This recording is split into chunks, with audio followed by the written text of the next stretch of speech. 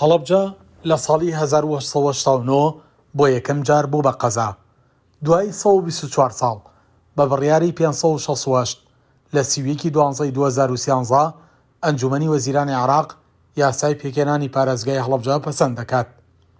لە 13 سێی 2014 ئەنجومەنی وەزیرانی حکوومەتی هەرێمیش بڕیاری بە پارێزگابوونی هەڵەبجە دەردەکات و ڕۆژی 16 سێی 2014 فەرمانی هەرێمی بۆ هەڵەبجە دەردەچێت. پەرلەمانی کوردستانیش دانیشتنێکی تایبەتی خۆی لە مۆنومێنتی شەیدانی هەڵەبجە ئەنجام دەدات و لە ڕۆژی 5 دوای 2015 یاسای ژمارە 1 تایبەت بە پارێزگای هەڵەبجە دەردەکات.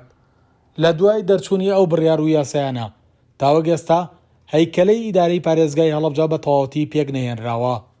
هەڵەبجە لەسەر نەخشەی سیاسی عێراق بەڕەسمی وەک 19هەمین پارێزگای عێراق دانەنراوە. لە ڕۆژی 13 سێی 2023 ئەنجومەنی وەزیرانی عێراق لە دانیشتنێکی یاسایی خۆیدا بە بڕیاری 2331 یاسای پێکێنانی پارێزگای هەڵەبجە پەسەند دەکا و ڕۆژی 14 سێی 2023 بە نووسراوی 12497 ئاڕاستەی ئەنجومەنی نوێنەرانی عێراقی دەکات.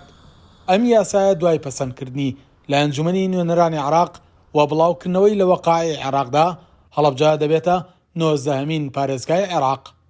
هەڵەبجە لە دوای بە پارێزگابوونیەوە وەک هەر پارێزگایەکی یاسایی پێویستی بەوەیە 88 فەرمانگە و فەرمانگەی هەرێمی و فیدراڵی تێدا بێت.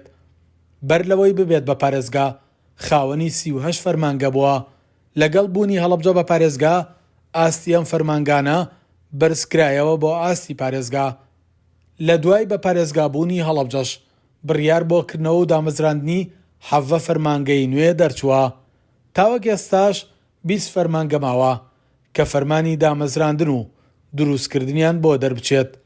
لە هەمان کاتدا لە پارێزگای هەڵەبجە 13 فەرمانی نوێ هەیە بۆ کردنەوەی 13 فەرمانگە کە تاوەک ئێستا دەست بەکار نەبوون. ئەوانەشی کە تایبەتن بە فەرمانگە فیدراڵیەکان دەبێتە پارێزگایەک 13 فەرمانگەی فیدراڵی تێدا هەبێت.